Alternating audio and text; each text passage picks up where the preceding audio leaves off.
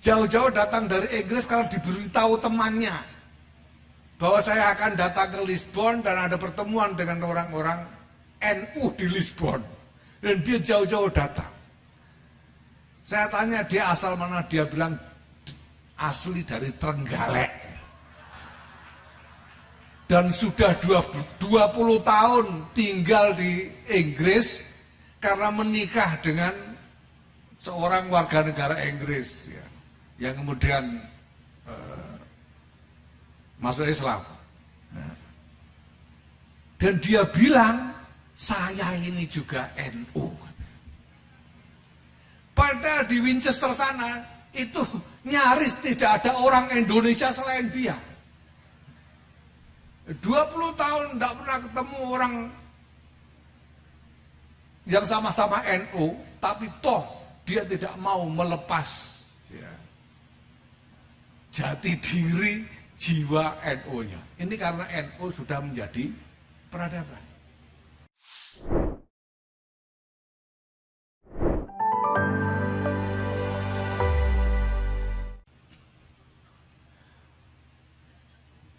Assalamualaikum warahmatullahi wabarakatuh.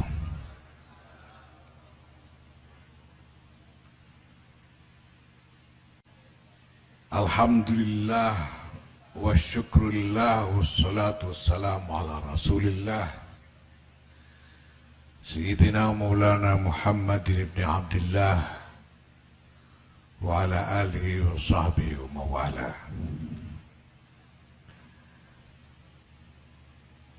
Amma ba'd, yang mulia Rais Am Pengurus Besar Nahdlatul Ulama Kiai Haji Miftahul Akhyar, yang mulia Rais Syuriah Pengurus Wilayah Nahdlatul Ulama Provinsi Jawa Timur Kiai Haji Anwar Mansur, Ulama al-Hajillah, para kiai, para nyai yang hadir. Kalau saya absen bisa sampai subuh nggak selesai karena terlalu banyak kiai. Kiai Fuad Nur Hasan, Kiai Anwar Iskandar, Kiai Ali Masyhuri, Kiai Hasim Wahab, belum yang sedang ngantri jadi kiai seperti Saifullah Yusuf misalnya, ini bisa panjang lagi daftarnya, nanti pokoknya semua nyai yang hadir, Nyai Munjidah, Ibu Khofifah Endar Parawansa. Ibu Khofifah ini perempuan pertama yang masuk dalam jajaran pengurus harian PBNU. Kalau ada yang tanya, lah itu kan ada Alisa Wahid, nah itu yang kedua, ini Khofifah yang pertama. Para pejabat dari pemerintah provinsi maupun kabupaten yang hadir, para tamu undangan, termasuk para diplomat negara-negara sahabat, juga yang saya hormati, saya cintai seluruh jajaran pengurus wilayah Nahdlatul Ulama Provinsi Jawa Timur dan seluruh peserta konferensi wilayah Nahdlatul Ulama Jawa Timur dari para pengurus cabang seluruh Jawa Timur. Alhamdulillah,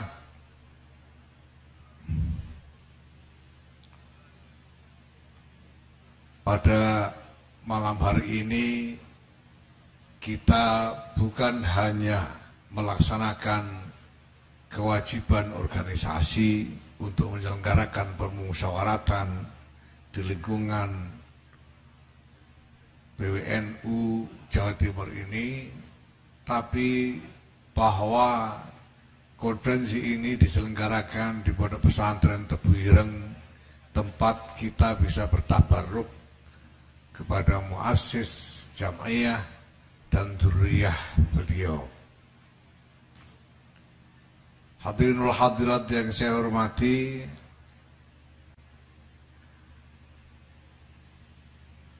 dunia sedang berubah dan berubah dengan cepat sekali. Bagi entitas apapun, apakah itu negara atau organisasi atau bahkan perorangan, di tengah perubahan yang begini cepat, semua akan menghadapi tantangan yang paling mendasar, yaitu tantangan untuk menjadi tetap relevan. Teknologi-teknologi yang kita gunakan selama ini begitu cepat tergusur relevansinya. Tahun-tahun 90-an itu saya ingat betul, di antara teman-teman yang paling duluan pertama kali pegang HP di Jakarta itu namanya Saifullah Yusuf. Itu saja belinya di Loaan. Itu HP yang saya lupa mereknya itu. Bukan Nokia apa itu namanya. Nokia agak mahal ini. Dengan cepat HP model begitu tidak relevan lagi. Karena kemudian sekarang ada Android, ada smartphone. Smartphone itu cuma hitungan mungkin bahkan bulan bisa menjadi tidak relevan.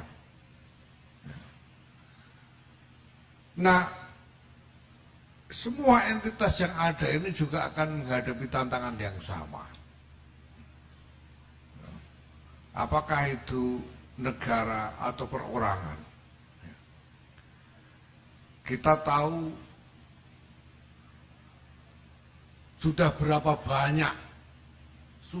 banyak orang-orang yang tadinya begitu penting di tengah-tengah masyarakat, tiba-tiba menjadi tidak relevan hanya karena habis masa jabatannya. Ketua Umum PBNU begini ini kalau di MLB lalu dipecat, ya jadi tidak relevan. Apalagi dalam konteks perubahan masyarakat berskala peradaban yang sekarang ini kita alami. Maka Bapak Ibu sekalian yang saya hormati, Nahdlatul Ulama pun menghadapi tantangan yang sama. Sejauh mana Nahdlatul Ulama mampu mempertahankan relevansinya di tengah-tengah perubahan yang berlangsung begitu cepat. Sampai kapan orang butuh Nahdlatul Ulama ini? Kita tahu bahwa, dan kita yakin, Jam'iyah ini adalah Jam'iyah yang mubarakah. Sebagaimana dinas oleh muasisnya sendiri. Al-Hadil Jam'iyah Al-Mubarakah Al-Mausumah Binahdlatil Ulama. Ini adalah Jam'iyah yang mubarakah. Itu keyakinan kita. Dan keyakinan ini membuat kita senantiasa optimis tentang masa depan Nahdlatul Ulama. Tetapi tentu saja siapapun yang sudah berani memegang tanggung jawab atas organisasi ini harus berbuat sesuatu untuk mengupayakan agar relevansi Jam'iyah ini lestari, bahkan meningkatkannya menjadi jauh lebih relevan lagi. Artinya jauh lebih dibutuhkan lagi. Berdasarkan cara berpikir inilah Bapak Ibu sekalian yang saya hormati, maka pengurus besar Nahdlatul Ulama sampai kepada kesimpulan bahwa Jam'iyah ini harus bertransformasi. Nahdlatul Ulama harus bertransformasi. Dan transformasi ini adalah sesuatu yang dibutuhkan secara doruri. Ini bukan hanya soal musabakoh untuk menjadi lebih baik dari yang lain. Ini bukan hanya soal muharobah untuk memenangkan pertarungan melawan yang lain. Ini soal survival. Soal bagaimana bertahan di tengah gelombang perubahan yang terjadi. Nah, dalam rangka memenuhi kebutuhan transformasi organisasi itu, kemudian kita kembangkan sejumlah strategi yang pada dasarnya meliputi 3 matra besar. Yang pertama adalah konsolidasi tata laksana atau tata kelola. Konsolidasi tata kelola organisasi. Yang kedua adalah konsolidasi agenda-agenda organisasi. Dan yang ketiga adalah konsolidasi sumber daya organisasi. Dalam konsolidasi tata kelola organisasi, Pengurus Besar Nahdlatul Ulama bersama-sama dengan pengurus wilayah Nahdlatul Ulama seluruh Indonesia melalui sejumlah konferensi besar yang telah kita gelar. Dalam ADART dinyatakan bahwa konferensi besar dan Munas Alim Ulama dilaksanakan sekurang-kurangnya 2 kali dalam masa bakti kepengurusan. Tetapi sejak dikukuhkan sampai sekarang, kira-kira mungkin hampir 3 tahun, kita sudah menggelar 4 kali konferensi besar. Dan masih akan ada beberapa kali lagi konferensi besar perlu kita selenggarakan. Untuk apa?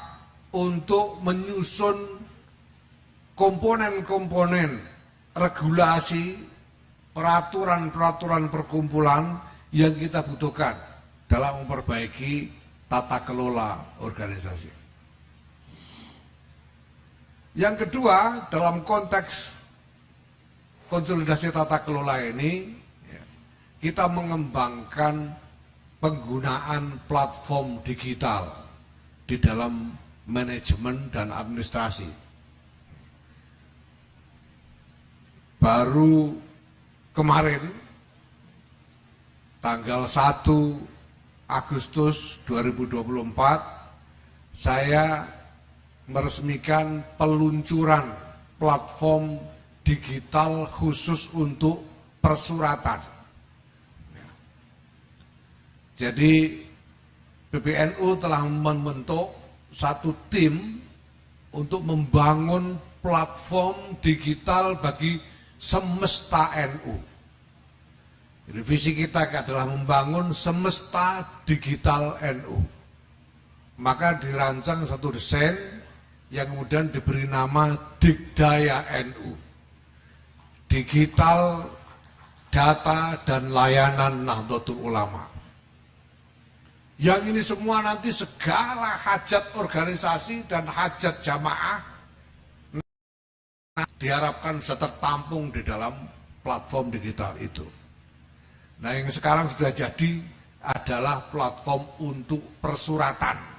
Kita mulai dari persuratan.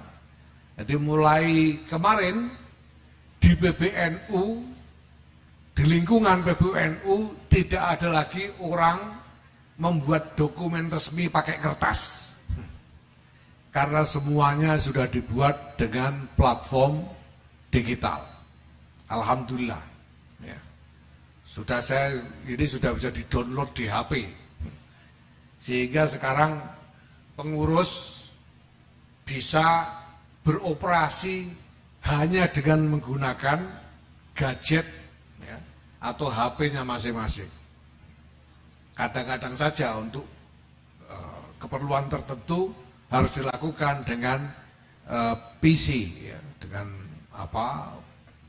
private computer itu. Tapi secara umum sudah bisa dikerjakan melalui gadget-gadget yang biasa kita bawa ke sana kemari. Nah ini yang paling untung saya kira ya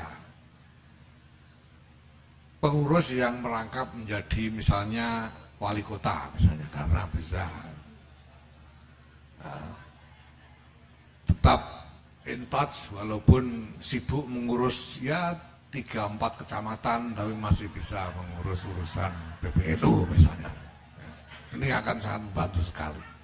Dan saya sudah tetapkan target kepada tim bahwa platform ini harus sudah merata, termasuk dengan strategi sosialisasinya, harus sudah merata penggunaannya sampai ke cabang-cabang di seluruh Indonesia paling lambat Desember 2024. Jadi panjenengan semua nanti Januari sudah tidak butuh kertas.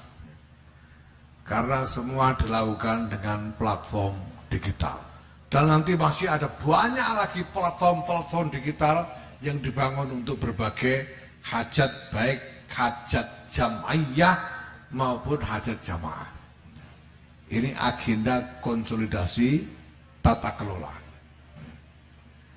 Matra yang kedua adalah konsolidasi agenda-agenda. Agenda-agenda itu memuat kebijakan-kebijakan dan strategi-strategi eksekusinya. Nah alhamdulillah, jadi setelah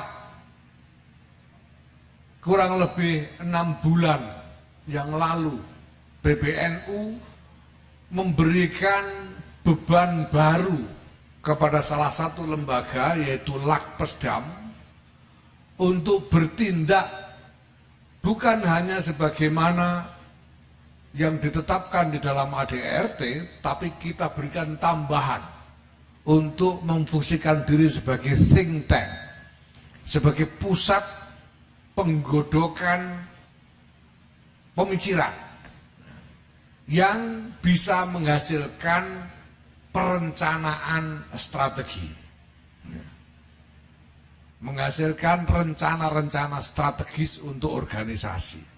Singkatnya saya minta kepada Lakpesdam untuk mengerjakan pekerjaan-pekerjaan seperti Bappenas di dalam pemerintahan,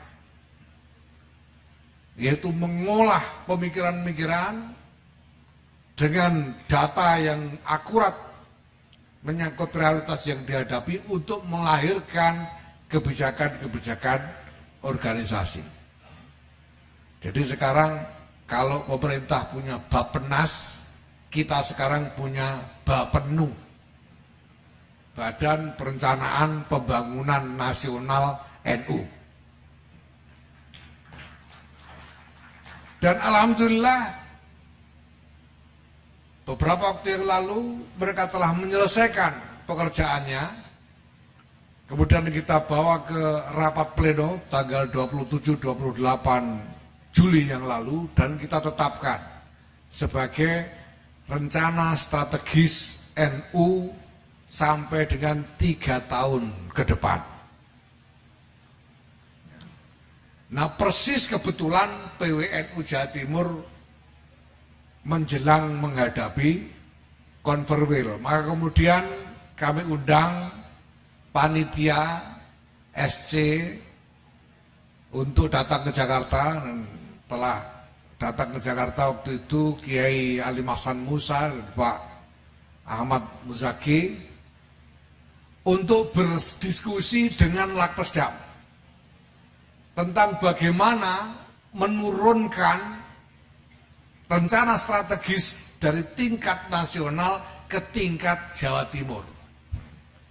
Sehingga draft program yang akan dibahas di konferensi ini kemarin disesuaikan seperlunya supaya seperti yang disampaikan oleh Kiai Mutawakil tadi, ya, sejalan dengan kebijakan nasional yang dibangun oleh PBNU. Dan nanti tugas dari PBNU, Kiai Abdul Hakim insya Allah, adalah menuntun, mensupervisi diturunkannya kebijakan tingkat provinsi PBNU ini menjadi kebijakan-kebijakan tingkat cabang. Begitu seterusnya.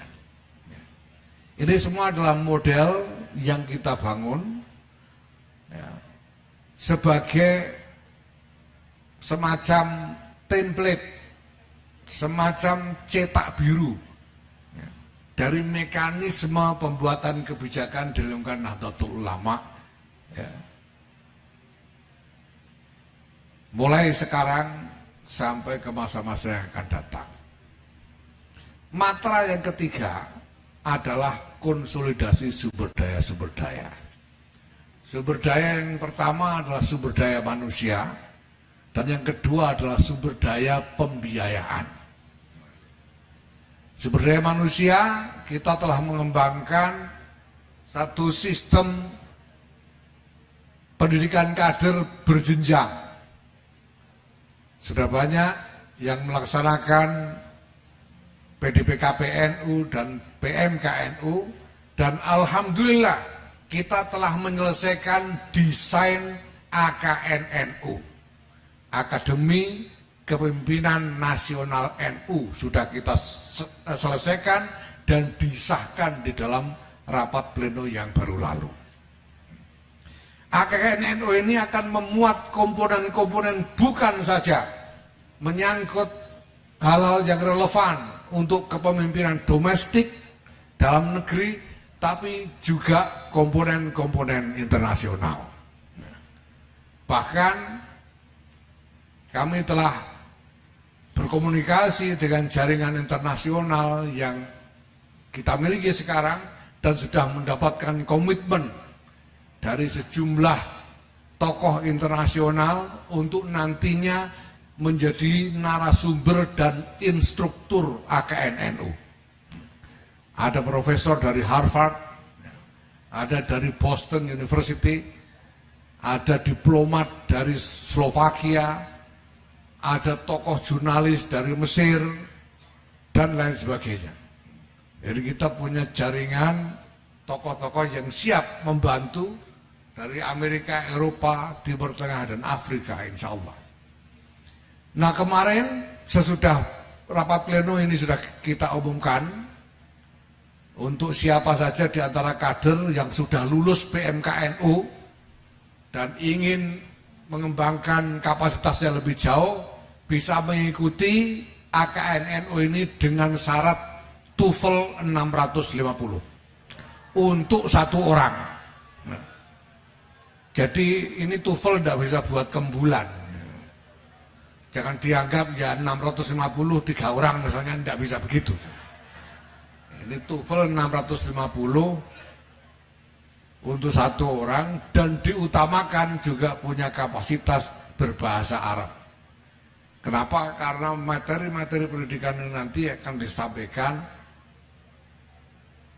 sebagian besar dalam bahasa Inggris dan bahasa Arab. Nah maka program ini baru akan kita laksanakan insya Allah tahun depan, Agustus 2025, untuk memberi kesempatan kepada kader-kader itu untuk mempersiapkan diri. Maka silahkan mulai sekarang nyari kursus supaya tahun depan bisa mengikuti seleksi. Ya, karena seleksinya itu kecakapan bahasa, wawasan termasuk dengan psikotes. Ya. Dan untuk angkatan pertama akan diambil hanya maksimal 30 orang. Kalau belum masuk seleksi angkatan pertama bisa ikut seleksi lagi angkatan berikutnya, tidak masalah. Ya. Tapi ini yang akan kita lakukan dan masa pendidikannya 1 tahun, walaupun tidak setiap hari masuk. Ya. Nah ini nanti akan menjadi sistem yang sophisticated, yang sangat canggih untuk kita semua. Ya. Mengenai konsolidasi pembiayaan, saya kira Bapak Ibu sudah mendengar, bahkan mungkin ikut bertengkar bahwa Nahdlatul Ulama mendapatkan izin atau konsesi tambang dari pemerintah.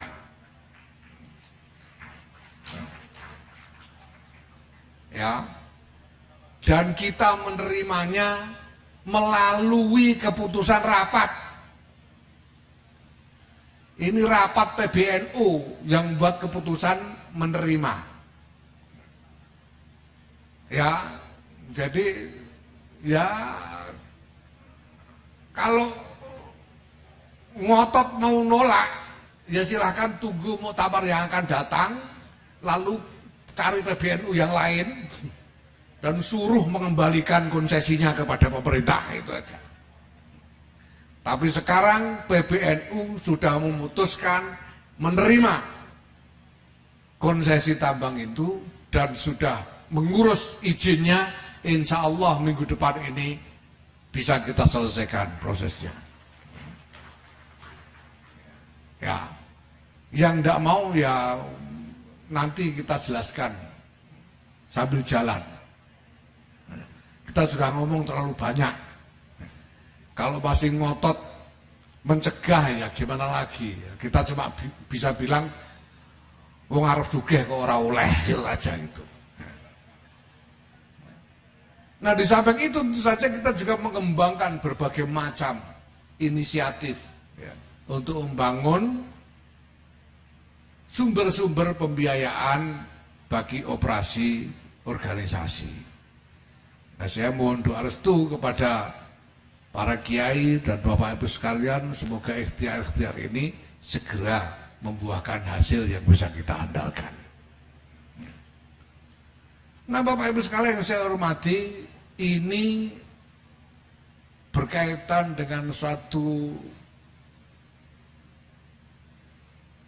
rangkaian pemikiran yang rumit, yang kompleks. Walaupun saya sebutkan dengan sederhana, ya, 3 matra tadi, sebetulnya beriringan dengan itu ada kebutuhan strategi eksekusi yang rumit luar biasa. Ada strategi bagaimana kita harus menavigasi ya, di tengah-tengah dinamika masyarakat yang kita hadapi sekarang. Ya. Itu butuh repositioning, butuh segala macam, ya, butuh taktik, butuh manuver-manuver yang memang tidak sederhana. Karena masalah yang kita hadapi juga tidak sederhana. Sedangkan transformasi yang kita butuhkan, ini ada desain baru yang menyangkut kompleksitas, seluruh kompleksitas keberadaan jamiah dan jamaah ini. Strategi untuk melangsungkan transformasi itu akan menyangkut mulai dari mindset, mulai dari cara berpikir, kebiasaan-kebiasaan, sampai dengan praktek-praktek yang baru, serta pemikiran-pemikiran yang baru. Dan dalam proses ini tidak bisa kita hindari adanya potensi-potensi kontroversi, bahkan konflik. Kontroversi itu kita tahu ramainya orang. Mungkin dalam sekian bulan terakhir ini orang itu paling banyak ngomong soal NU, bertengkar soal NU. Mulai dari urusan nasab sampai urusan tambang. Semuanya dikaitkan dengan NU. Kontroversi, bahkan konflik. Wah, apalagi kita punya sekjen yang paling hebat ini. Ya karena saya memang minta, saya sejak awal datang ke sana kemari, saya ajak 2 orang, yang satu wakil ketua umum Pak Amin Said Rusdi, yang satu sekjen. Dan saya bilang saya ini mau nanam. Kalau saya ke daerah, saya bilang saya mau nanam, saya bawa orang yang memikul bibit, namanya Amin Said Rusdi. Tapi saya bawa satu lagi yang tukang bawa macul, ya. Namanya Saifullah Yusuf. Jadi nanti kalau ada batu yang berengkel pacul gitu saja, bagian macul. Nah, alhamdulillah. Karena memang ini tidak bisa kita hindari. Apa boleh buat di tengah keadaan yang begini. Nah, tetapi Bapak Ibu sekalian, saya sama sekali tidak berkecil hati. Walaupun di tengah begitu gelombang kontroversi yang begitu banyak, di tengah konflik caci maki orang yang tidak karu-karuan, apalagi kalau kita ikut-ikutan aktif di media-media sosial ini sudah tidak karu-karuan. Saya sering ditanya bagaimana solusinya NU dicaci maki di medsos ini. Saya jawab solusinya sederhana, jangan baca, selesai. Orang caci maki kalau kita tidak baca mau apa? Ya apa boleh buat. Dan saya tidak berkecil hati sama sekali terkait dengan ini semua, Bapak Ibu sekalian. Kenapa? Karena saya telah menyaksikan, dan ini menjadi keyakinan saya, bahwa Nahdlatul Ulama ini telah menjelma menjadi peradaban. Nahdlatul Ulama ini bukan sekedar jamiah, bukan sekedar struktur organisasi, bukan sekedar komunitas jamaah saja, tapi telah menjadi peradaban dengan segala budaya, nilai-nilai, kebiasaan-kebiasaan yang apabila orang masuk ke dalam lingkungan peradaban itu nyaris tidak mungkin dia bisa keluar lagi. Nahdlatul Ulama ini sudah menjadi semacam urwatul wusqa lamfiso malaha. Orang kalau sudah NU, walaupun pergi kemana-mana, itu baliknya NU lagi. Sudah jadi pengurus Muhammadiyah, mati minta ditahlili itu orang. Kalau sudah terlanjur NU. Karena sudah jadi peradaban. Dan ini saya saksikan bukannya di lingkungan-lingkungan terdekat kita saja. Saya ini sudah terkenal berkeliling dunia ke sana kemari, dan tidak ada tanah di dunia ini yang saya jejak kecuali saya bertemu orang NU di situ. Saya ke Darwin ketemu orang NU. Saya ke Amerika ketemu orang NU. Saya ke Inggris ketemu orang NU. Saya ke Lisbon di Portugal belum lama ini ketemu orang NU. Dan di antara Lisbon ini bukan tempat biasa didatangi orang Indonesia sebetulnya, tidak banyak. Ketika mendengar saya datang ada sekitar 15-20 orang kemudian minta ketemu dan saya temui. Dan di antara mereka ada seorang perempuan yang jauh-jauh datang dari Inggris. Bukan London, tak mana lupa saya. Winchester atau mana rumahnya. Jauh-jauh datang dari Inggris karena diberitahu temannya bahwa saya akan datang ke Lisbon dan ada pertemuan dengan orang-orang NU di Lisbon. Dan dia jauh-jauh datang. Saya tanya dia asal mana, dia bilang asli dari Trenggalek. Dan sudah 20 tahun tinggal di Inggris karena menikah dengan seorang warga negara Inggris ya, yang kemudian masuk Islam. Dan dia bilang, saya ini juga NU. Padahal di Winchester sana itu Nyaris tidak ada orang Indonesia selain dia. 20 tahun tidak pernah ketemu orang yang sama-sama NU, tapi toh dia tidak mau melepas ya, jati diri jiwa NU-nya. Ini karena NU sudah menjadi peradaban. Maka saya juga tidak berkecil hati. Sekeras apapun orang NU ini bertengkar, tidak akan lepas NU-nya. Sekeras apapun bertarung di antara sesama, tidak akan lepas NU-nya. Buktinya ada di sini.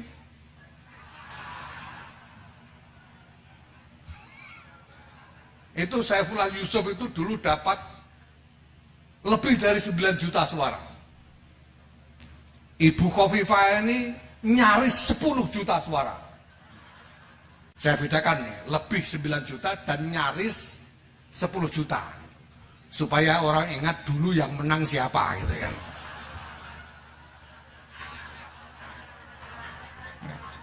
Nah ini kan tinggal ngitung saja. Tapi saya sudah buat saya sudah perintahkan atau saya sudah terbitkan larangan kepada Saifullah Yusuf jangan sampai nyalon pilkada.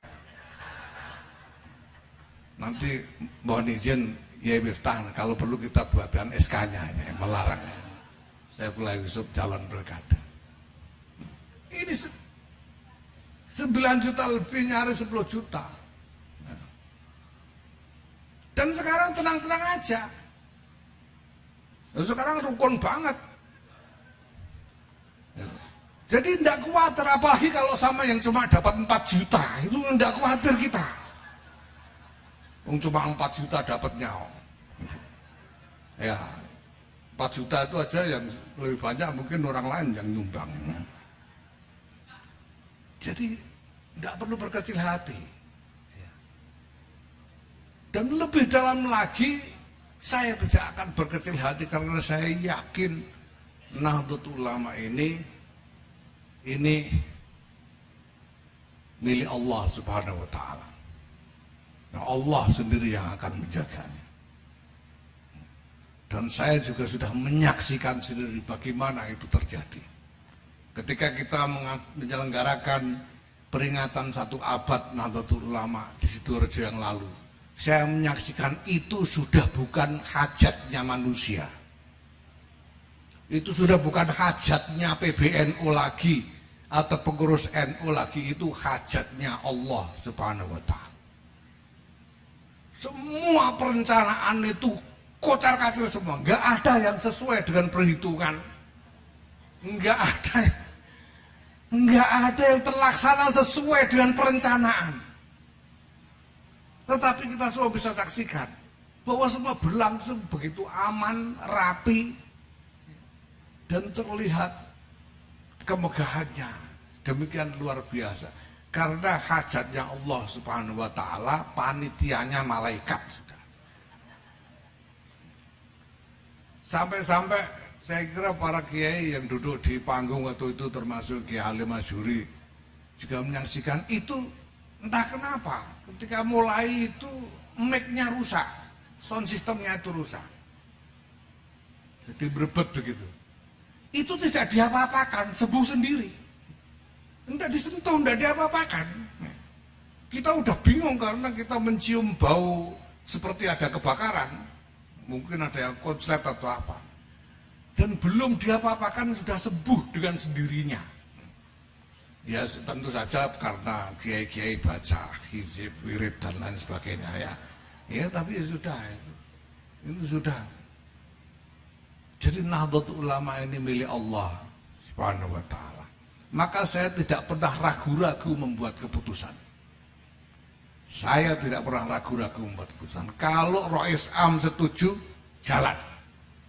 Kenapa? Karena saya yakin kalau ada salah-salahnya nanti yang ngurus Gusti Allah sendiri, itu aja sudah. Yang penting kita yakin dan jalan. Nah Bapak Ibu sekalian yang saya hormati, sejauh ini Alhamdulillah berbagai kemajuan telah kita capai. Ya. Berbagai kemajuan telah kita capai. Ya, panjenengan bisa googling sendiri. Jadi kalau melihat internet jangan cuma baca caci makinya saja, tapi juga dilihat capaian-capaian apa yang sudah berhasil kita lakukan. Ya. Maka saya menjadi semakin yakin bahwa ini memang hal-hal yang perlu dan resiko apapun harus kita tempuh untuk bisa menjadikan semua agenda-agenda ini berhasil terlaksana sebaik-baiknya. Saya hanya mengajak kepada Bapak Ibu sekalian, para pengurus Nahdlatul Ulama se-Jawa Timur, para kader dan warga NU Jawa Timur, mari kita meneguhkan hati untuk mengupayakan keberhasilan dari visi besar ini sebagai sumbangan kita kepada Nahdlatul Ulama. Kalau disuruh ikhlas beneran, mungkin kita belum mampu. Mungkin kita belum mampu. Karena ikhlas itu mensyaratkan makrifat. Mensyaratkan ma'rifatullah. Bagaimana mungkin melakukan sesuatu karena Allah kalau tidak kenal Allah? Sedangkan ma'rifatullah itu bukan ilmunya orang awam. Nah maka awam-awam kayak saya begini susah disuruh ikhlas, itu susah. Untungnya kita bisa berikhlas secara tawasul. Caranya dengan tabarruk dan menjauhi dan takut kualat, itu caranya. Kita lakukan hal-hal yang bisa kita harapkan barokahnya dari para pendahulu kita, dan kita jauhi hal-hal yang bisa membuat kita kualat kepada pendahulu-pendahulu kita. Kalaupun kita tidak ikhlas kepada Allah karena belum sampai kepada ma'rifatullah, paling enggak sampean kita semua kenal dengan Kiai Anwar Mansur sehingga kita mampu dengan tulus bertabarruk kepada Kiai Anwar Mansur karena kita kenal beliau. Dan kita menjauhi kualat dari Kiai Anwar Mansur dengan sungguh-sungguh karena kita kenal beliau. Beliau yang akan menjadi wasilah kepada Allah Subhanahu wa taala melalui sanad yang bersambung sampai kepada baginda Rasulullah Muhammad sallallahu alaihi wasallam. Bapak Ibu yang saya hormati, para kiai, sekali lagi kami mohon doa restu, mudah-mudahan diberi kekuatan dan pertolongan oleh Allah Subhanahu wa taala. La haula wala quwwata illa billahil aliyyil azim. Wallahul muwaffiq ila aqwamit thariq. Ini pakai pembukaan resmi segala ya. Baik, saya ucapkan selamat berkonferensi, selamat bermusyawarah, dan mari bersama-sama kita buka konferensi wilayah Nahdlatul Ulama Provinsi Jawa Timur kali ini dengan bersama-sama membaca Ummul Kitab Al-Fatihah. Bismillahirrahmanirrahim. Iyyaka na'budu wa iyyaka nasta'in. Ihdinas siratal mustaqim. Siratal ladzina Wallahul muwaffiq ila aqwamit thariq. Assalamualaikum warahmatullahi wabarakatuh.